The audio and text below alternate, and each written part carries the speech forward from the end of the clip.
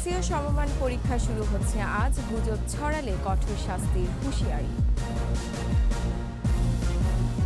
বাজেটের আকার বাড়ছে ৮০,০০০ কোটি টাকা। কর ব্যবস্থাপনায় ব্যাপক সংস্কারের তাগিদ। ২ মাস পর আজ মধ্যরাতে শুরু হচ্ছে ইলিশ আহরণ। জেলে পাড়ায় উৎসবের আমেজ। এবং বিভিন্ন জেলায় উচ্চ ক্ষমতার বজ্র নিরোধক যন্ত্র স্থাপন। হতাহতের সংখ্যা কমিয়ে আনার প্রত্যাশা।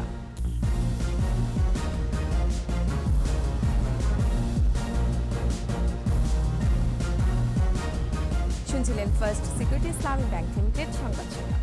আমন্ত্রণ সকাল ৯টার ২১ সংবাদে। সাথে আছে আমি রোমান আমিন। ২১ টেলিভিশনের সংবাদ একই সাথে সরাসরি দেখতে পাবেন আমাদের ফেসবুক পেজ www.facebook.com/2124 অনলাইনে। সংবাদে আরও থাকছে প্রকৃতিতে কাঠগোলাপের অনাবিল সৌন্দর্য, কারো কাছে মৃত্যুহীন প্রাণের প্রতীক, আবার কোথাও পবিত্রতার উৎস।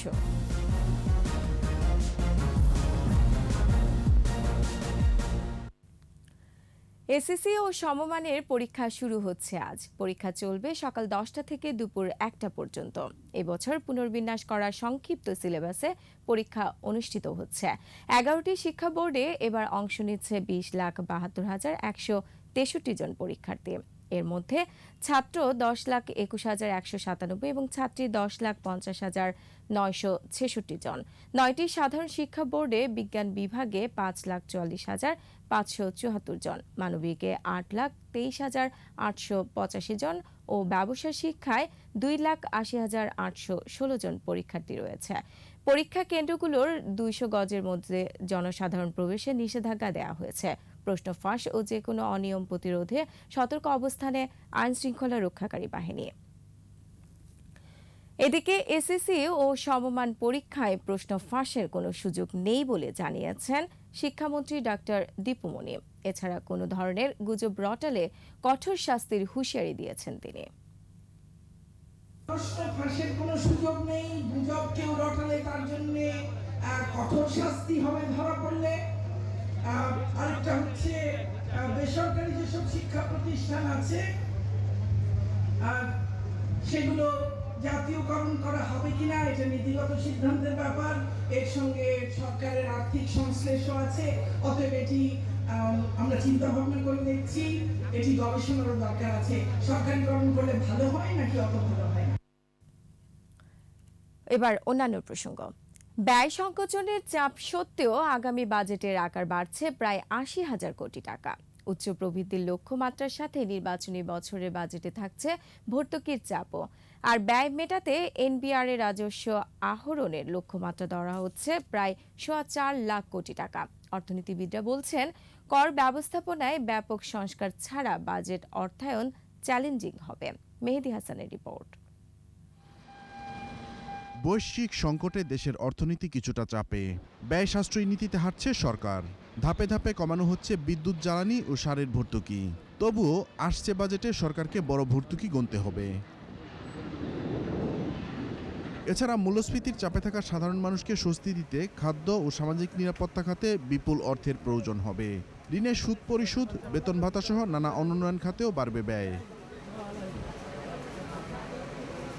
নানামুখী এমন চাপ সত্ত্বেও ২০২৩-২৪ অর্থবছরে রেকর্ড পরিমাণ অর্থ ব্যয় করতে চায় সরকার। অর্থ মন্ত্রণালয় সূত্র বলছে, আগামী অর্থবছরে বাজেটের আকার হতে পারে ৭,৫৯,৯৫৫ কোটি টাকা। চলতি অর্থবছরের ৬,৭৮,০০০ কোটির চেয়ে প্রায় ৮০,০০০ কোটি টাকা বেশি। বেশ কয়েক দফা বিদ্যুৎ ও জ্বালানির মূল্য সমন্বয়ের পরও কমছে না ভর্তুকি। অন্যদিকে বড় উন্নয়ন প্রকল্পগুলো ঋণের দায় পরিশোধ শুরু হলে বাড়বে সুদের চাপও। সব মিলিয়ে আসছে অর্থবছরের বাজেটে ঋণের সুদ পরিশোধ আর ভর্তুকির ব্যয় সামলাতেই খরচ হবে মোট বাজেটের প্রায় ২৭%।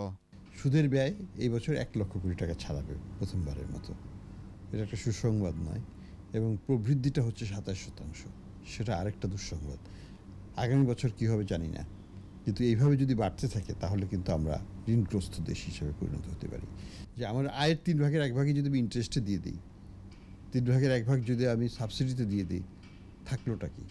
তাহলে আমি শিক্ষা খাতে কী ব্যয় করবো, স্বাস্থ্য খাতে ব্যয় কী করবো, সরকার পরিচালনায় কী ব্যয় করব, বিনিয়োগে কী ব্যয় করব, সবই কি ধার করে? চলতি অর্থবছরের ঘোষিত বাজেটে জাতীয় রাজস্ব বোর্ড এনবিআর এর রাজস্ব আদায়ের লক্ষ্যমাত্রা ছিল 3,70,000 কোটি টাকা।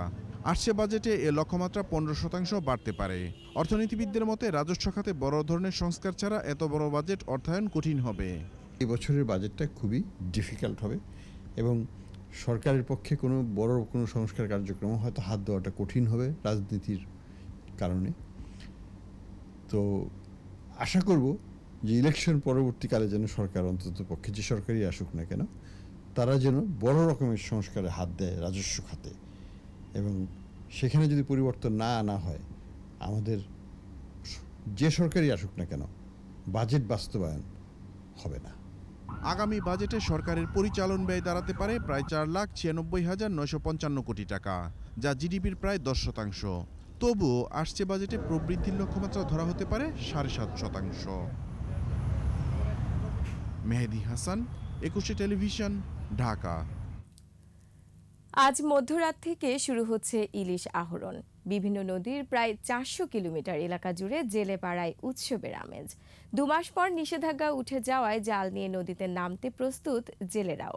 প্রতিনিধিদের তথ্যচিত্রে আরও জানাচ্ছেন সমর ইসলাম।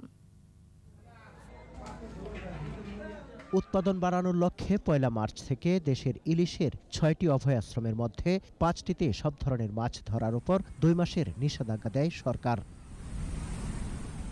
চর-ইলিশার মদনপুর থেকে ভোলার চরপিয়াল পর্যন্ত মেঘনার 90 কিলোমিটার, ভোলার ভেদুরিয়া থেকে পটুয়াখালীর চর রুস্তম পর্যন্ত তেঁতুলিয়া নদীর 100 কিলোমিটার, চাঁদপুরের ষাটনল থেকে হাইমচর পর্যন্ত 70 কিলোমিটার, লক্ষ্মীপুর থেকে চর আলেকজান্ডার পর্যন্ত মেঘনার 30 কিলোমিটার, শরীয়তপুরের নড়িয়া থেকে ভেদরগঞ্জ পর্যন্ত নিম্ন পদ্মার 20 কিলোমিটার এবং বরিশালের হিজলা, মেহেন্দিগঞ্জ ও সদর উপজেলায় মেঘনার প্রায় 82 কিলোমিটার এলাকা জুড়ে এ নিষেধাজ্ঞা চলে।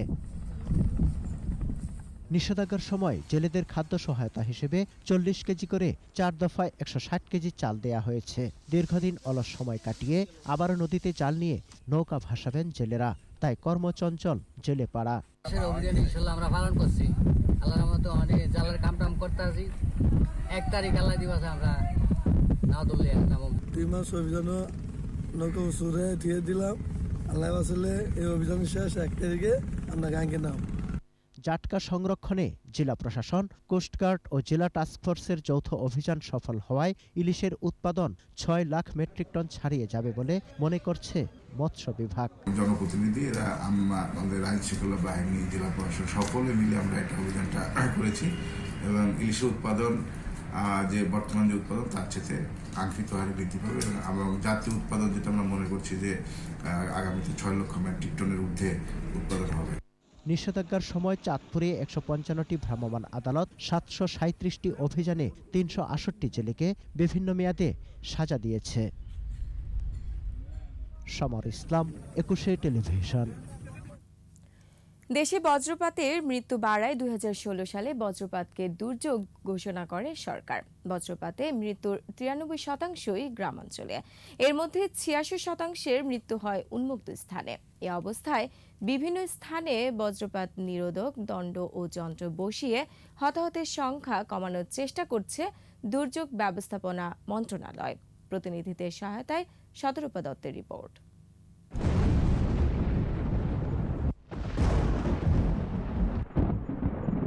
বজ্রপাতে বছরে প্রাণহানির সংখ্যার দিক থেকে বিশ্বে বাংলাদেশের অবস্থান পঞ্চম। অস্ট্রেলিয়ার কার্টিন বিশ্ববিদ্যালয়ের গবেষণা বলছে বাংলাদেশে প্রতি বছর 84 লাখ বজ্রপাত হয়, যার 70%ই হয় এপ্রিল থেকে জুনে। বিশেষজ্ঞরা বলছেন মার্চ থেকে মেতে বজ্রপাতের প্রবণতা বেশি থাকলেও সেপ্টেম্বর পর্যন্ত বজ্রপাত হতে পারে। বাংলাদেশে 2011 থেকে 2021 পর্যন্ত এক দশকে বজ্রপাতে প্রায় 2575 জনের মৃত্যু হয়েছে। বজ্রপাত প্রবণ 15 জেলার 135 উপজেলায় 335টি বজ্রপাত নিরোধক দণ্ড এবং যন্ত্র বসিয়ে হতাহত ও ক্ষয়ক্ষতি কমানোর চেষ্টা চলছে। সুনামগঞ্জের হাওর এলাকায় মার্চ থেকেই ঝড় বৃষ্টির সাথে বজ্রপাত শুরু হয়, চলে সেপ্টেম্বর পর্যন্ত। বজ্রপাত রোধে জেলার 6 উপজেলা সদর, ধর্মপাশা, তাহিরপুর, জামালগঞ্জ, বিশ্বম্ভরপুর এবং শাল্লায় 24টি বজ্র নিরোধক দণ্ড বসানো হয়েছে। বজ্রপাতে জগন্নাথপুরে কিন্তু অনেক মানুষ মারা গেছে, অনেক গরু চালক মারা গেছে। দিলে আমরা বৃত্তে একটা ভয়ঙ্কর আয় বাবা রেখি তৈব কিতা না। সিরাজগঞ্জের ৭টি উপজেলা বেলকুচি, চৌহালি, শাহজাদপুর, উল্লাপাড়া, সদর, কাজীপুর ও তাড়াশে বসানো হয়েছে ১৬টি বজ্রনিরোধক দণ্ড। এরপরে কোনো সমস্যা হয় যে মানুষ আর মৃত্যু থেকে বাঁচবে আর কি। যন্ত্রটাতে সেট করাতে এলাকাবাসী খুব উপকৃত হবে। তামা, অ্যালুমিনিয়ামের মতো ধাতু দিয়ে তৈরি এ দণ্ড উচ্চমাত্রার বিদ্যুৎকে মাটিতে পৌঁছানোর সুযোগ করে দেয়। এর ৩২৮ ফুট ব্যাসের মধ্যে নিরাপদ থাকা সম্ভব। ওপরে বসানো থাকে লাইটনিং অ্যারেস্টার, যা নির্ধারিত ব্যাসের মধ্যে হওয়া বজ্রপাত টেনে মাটিতে নামিয়ে আনে। কতটি বজ্রপাত হয়েছে তা গণনাও করে এই যন্ত্র।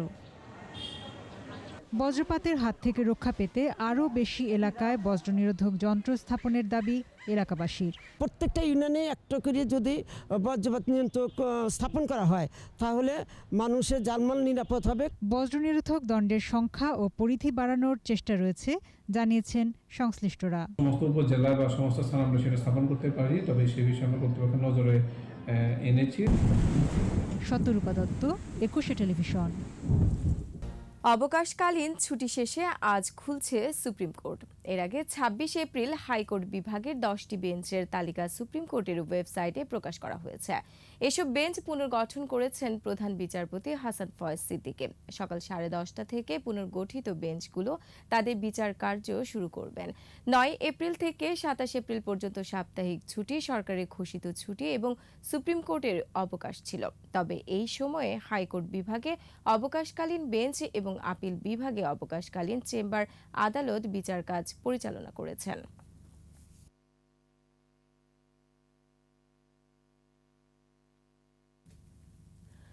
চট্টগ্রামের পটিয়ায় দৃশ্যমান হচ্ছে ১,১৫৮ কোটি টাকা ব্যয়ে ২.৫ কিলোমিটার বেড়িবাঁধের নির্মাণ কাজ। এই মেগা প্রকল্প বাস্তবায়নের ফলে নদী ভাঙন প্রতিরোধ এবং অনাবাদি জমি চাষাবাদের আওতায় আসবে। চট্টগ্রাম থেকে একরামুল হকের প্রতিবেদন, জানাচ্ছেন শতরূপা দত্ত। চট্টগ্রামের পটিয়ায় কয়েকটি নদীখালের ভাঙনে প্রতিবছর বিশাল এলাকা তলিয়ে যায়। প্রায় জলমগ্ন থাকে নিচু এলাকা, নষ্ট হয় খালের নাব্য। এ অবস্থায় বন্যা নিয়ন্ত্রণ, নিষ্কাশন, সেচ সুবিধার পরিধি বাড়াতে প্রকল্প হাতে নেয় পানি উন্নয়ন বোর্ড। এ প্রকল্প বাস্তবায়ন হলে শুষ্ক মৌসুমে অতিরিক্ত ৩,২০০ হেক্টর জমিতে ফসল আবাদ হবে। ২০২৪ সালের মধ্যে প্রকল্পটি বাস্তবায়নের আশা সংশ্লিষ্টদের। আশা করা যায় যে এই প্রকল্পটা বাস্তবায়িত হলে পটিয়া যে জলাবদ্ধতার সমস্যা এবং ফ্লাডের যে সমস্যা, সমুদ্রের লবণ পানি অনেক সময় প্রবেশ করার ফলে জমির উর্বরতা নষ্ট হয়ে যায়, এই প্রবলেম পুরোপুরি দূরীভূত হবে। প্রকল্পের মধ্যে রয়েছে ২৫.৫১০ কিলোমিটার বাঁধ নির্মাণ, ১১টি খাল খনন, বেড়িবাঁধ, স্লুইসগেট সহ অবকাঠামো নির্মাণ। ইতিমধ্যে ৮.৫ কিলোমিটার দীর্ঘ একটি খালের খনন শুরু হয়েছে। এটি খনন শেষ হলে শুষ্ক মৌসুমে চাষাবাদের সুবিধা পাবে কৃষক। এই খাল খনন করতে আমাদের প্রায় ২০ কোটি টাকার উপরে খরচ হচ্ছে, ৮.৫ কিলোমিটার। এরই মধ্যে প্রকল্পের সুফল পাওয়া যাচ্ছে। পুরো প্রকল্পের কাজ শেষ হলে বর্ষায় বন্যা নিয়ন্ত্রণ ও শুষ্ক মৌসুমে সেচ সুবিধার পরিধি বাড়বে। বিলে গেলে পানি কাজ না যায়, তারপরে আর কিছু মাছ টাছ পাই। এখন পানি হবে না, চাষবাস হবে, ধান টান হবে। এই প্রকল্প বাস্তবায়ন হলে মেরিন ড্রাইভের আদলে সংরক্ষিত হবে পটিয়া। পটিয়ার ১৭ ইউনিয়ন ও পৌরসভার জনগণ সুফল পাবে। জলাবদ্ধতা ও বন্যা থেকে রক্ষা পাবে কয়েক লাখ মানুষ। অনাবাদি জমি চাষের আওতায় আসলে খাদ্য উৎপাদনও অনেক বাড়বে। শতরূপা দত্ত, একুশে টেলিভিশন। মায়ামাখা মনোলোভা ফুল কাঠগোলাপ। প্রকৃতিতে স্নিগ্ধতার সুবাস ছড়ানো সাদা, গোলাপি কিংবা লাল কাঠগোলাপ কোনো ধর্মে মৃত্যুহীন প্রাণের প্রতীক, আবার কোনো ধর্মে পবিত্রতার উৎস। কাঠগোলাপ কাহন শুনবো শাকের আরজু রিপোর্টে।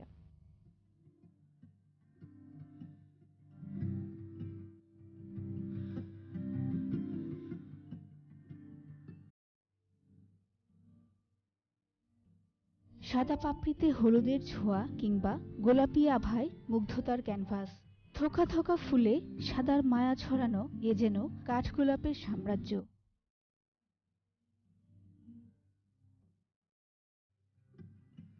পাঁচ পাপড়ির মোলায়েম ফুলটি ঝরে পড়ে সহজে, আর ঝরা সে ফুলে বৃক্ষতল হয়ে ওঠে সুন্দরের জমিন।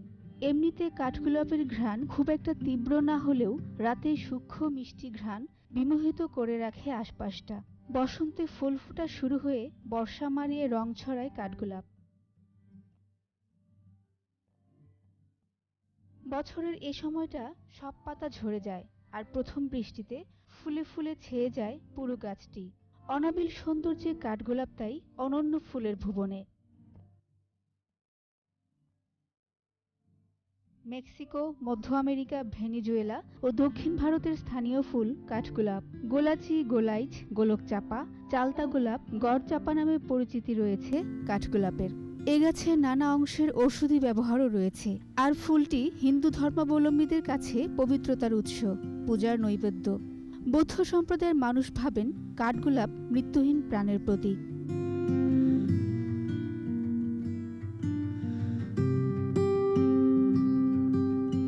শাকেরা আরজু, 21 টেলিভিশন, ঢাকা। আর এরই সাথে শেষ করছি সকাল 9টার 21 সংবাদ। যাবার আগে ফার্স্ট সিকিউরিটি ইসলামী ব্যাংক লিমিটেড সংবাদ শিরোনামগুলো আরও একবার। এসএসসি ও সমমান পরীক্ষা শুরু হচ্ছে আজ, গুজব ছড়ালে কঠোর শাস্তির হুঁশিয়ারি। বাজেটের আকার বাড়ছে 80,000 কোটি টাকা, কর ব্যবস্থাপনায় ব্যাপক সংস্কারের তাগিদ। 2 মাস পর আজ মধ্যরাতে শুরু হচ্ছে ইলিশ আহরণ, জেলে পাড়ায় উৎসবের আমেজ। এবং বিভিন্ন জেলায় উচ্চ ক্ষমতার বজ্র নিরোধক যন্ত্র স্থাপন, হতাহতের সংখ্যা কমিয়ে আনার প্রত্যাশা। দর্শক, সর্বশেষ খবর জানতে ডায়াল করুন 2021 নম্বরে, আর ভিজিট করুন ekushe-tv.com এই ওয়েবসাইটে। এছাড়া ফেসবুকে ভিজিট করতে পারেন facebook.com/ekushe24 অনলাইনে। এতক্ষণ সাথে থাকার জন্য ধন্যবাদ। পরবর্তী সংবাদ দুপুর বেলা 12টায় দেখার আমন্ত্রণ রইল। স্বাস্থ্যবিধি মেনে চলুন, সুস্থ থাকুন, একুশের সাথেই থাকুন।